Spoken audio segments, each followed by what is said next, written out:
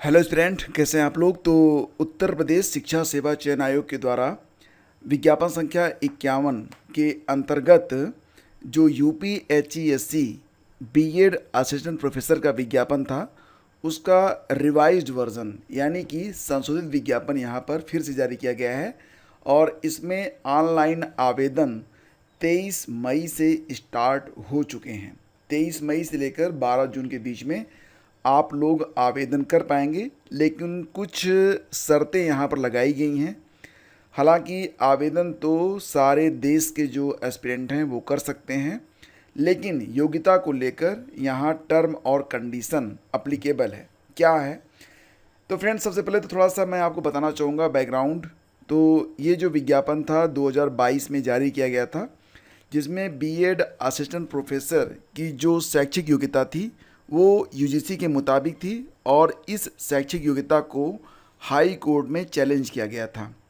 और इसके बाद अंतिम रूप से जो कोर्ट के द्वारा आदेश आया था, उस आदेश में ये कहा गया था कि एनसीटीई के द्वारा जो शैक्षिक योग्यता निर्धारित की गई है बीएड असिस्टेंट प्रोफेसर के लिए, वही शैक्षिक योग्यता यहाँ पर होनी चाहिए। ठीक है, तो जिसकी वजह से शैक्षिक योग्यता को यहाँ पर फिर से संशोधित किया गया है और दोबारा से आवेदन लिए जा रहे हैं। लेकिन यहाँ पर ध्यान दीजिएगा, आवेदन कौन कौन कर पाएगा।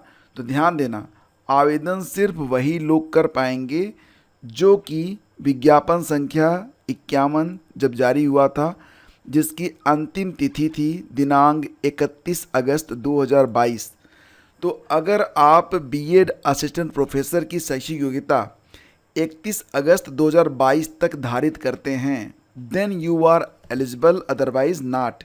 यानी कि 31 अगस्त 2022 के बाद अगर आपकी शैक्षिक योग्यता है तो आप यहाँ पर आवेदन नहीं कर सकते हैं। और यहाँ पर ये भी है कि जिन लोगों ने 31 अगस्त 2022 तक जो बीएड के असिस्टेंट प्रोफेसर के लिए आवेदन किए थे सही, तो वो अपनी फ़ीस भी वापस ले सकते हैं। और साथ ही साथ ये भी है कि यहाँ पर फ़ीस वापसी के लिए उनको कार्यालय में जाना पड़ेगा। आगे मैं आपको डिटेल बता दूंगा। आवेदन जो है ये आप किस वेबसाइट पर करेंगे, तो वेबसाइट है upessc.up.gov.in पर जाकर आप आवेदन कर सकते हैं 23 मई से लेकर 12 जून के बीच में। ठीक है, तो यहाँ पर कुल मिला के ये 15 पेज का जो रिवाइज नोटिफिकेशन है जारी किया गया है। सारे मुख्य बिंदु मैं आपको यहाँ पर बता रहा हूँ, ध्यान से सुनिएगा। कुल मिला के जो पदों की संख्या है बीएड असिस्टेंट प्रोफेसर के लिए वो 107 है। सहायक आचार्य बीएड की अर्हता एनसीटीई मानकों के अनुरूप न होने के कारण माननीय हाईकोर्ट में याचिका संख्या 10 अंजू व 2 अन्य नियोजित की गई थी।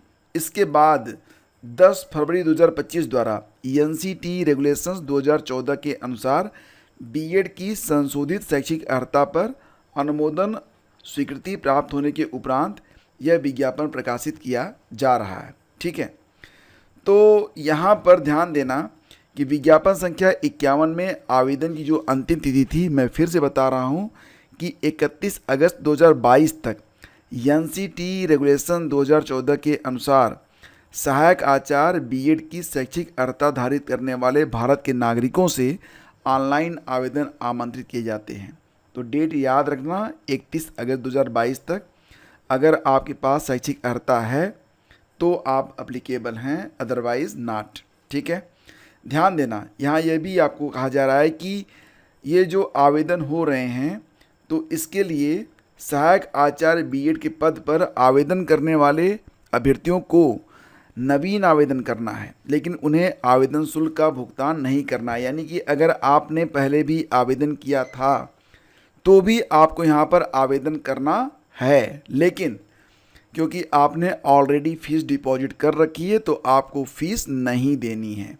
ठीक है, तो अगर आपने पहले भी आवेदन किया हुआ है तो दोबारा से आवेदन करना पड़ेगा, लेकिन फ़ीस आपकी नहीं लगेगी। और साथ ही साथ यदि कोई अभ्यर्थी जिसने पूर्व में विज्ञापन संख्या 51 के अंतर्गत सहायक आचार्य बीएड के लिए आवेदन किया है और अब वह इस परीक्षा में प्रतिभाग नहीं करना चाहता है, तो अपनी फ़ीस वो कार्यालय में जाकर ले सकता है वापस। तो अभ्यर्थी को केवल एक ही आवेदन सबमिट करना है। वेबसाइट है upessc.up.gov.in, आपको डिस्क्रिप्शन में ये लिंक मिल जाएगा। इसके बाद मैं आपको बताना चाहूँगा सारी बातें डिटेल में। यहाँ पर एक हेल्पलाइन नंबर है 8851860635, इस पर आप संपर्क कर सकते हैं अगर कोई आपको दिक्कत होती है तो। एक बार आवेदन आपने सबमिट कर दिया, आप दोबारा से कोई भी मॉडिफिकेशन संशोधन उसमें नहीं कर पाएंगे, कोई करेक्शन आप नहीं कर पाएंगे। अगर आपका फॉर्म गलत हो जाता है, दोबारा से आपको फ़ीस जमा करनी पड़ेगी, दोबारा से फॉर्म जमा करना पड़ेगा। जो फॉर्म आप अंतिम बार जमा करेंगे वही स्वीकार होगा, शेष सारे आवेदन निरस्त मान लिए जाएंगे। तो बहुत सोच समझकर फॉर्म भरिएगा, क्योंकि 2000 रुपये फ़ीस है, ठीक है। और ये भी कहा जा रहा है कि अगर आप कोई झूठ बोलते हैं, घोषणा डिक्लेरेशन सत्य नहीं पाए जाने पर अभ्यर्थी को आयोग की प्रश्नगत परीक्षा और अन्य समस्त चयनों परीक्षाओं से वंचित करने की कार्रवाई। तो आप कोई भी सूचना यहाँ पर गलत ना दें। उम्र सीमा 62 साल तक अगर आपकी है 31 अगस्त 2022 तक, देन यू आर एलिजिबल, ठीक है। पात्रता की जांच आप स्वयं कर लें। विहित अनिवार्य शैक्षिक अर्हता अवश्य आपको धारित करनी चाहिए, जैसा कि मैंने आपको बताया, ठीक है। यहाँ पर फीस काफ़ी ज़्यादा है। सामान्य वर्ग EWS और OBC को 2000 रुपये फ़ीस देनी पड़ेगी।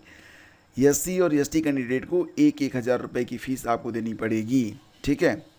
और कुल मिला के 107 पद हैं, रिक्तियों की संख्या घट बढ़ सकती है।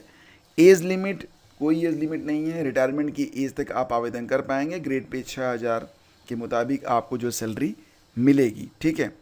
रिजर्वेशन का लाभ केवल यूपी के जो एस्पिरेंट हैं केवल उन्हीं को मिलेगा। अदर स्टेट वाले इन जनरल ही एप्लीकेबल माने जाएंगे, उनको कोई भी छूट यहाँ पर प्राप्त नहीं होगी।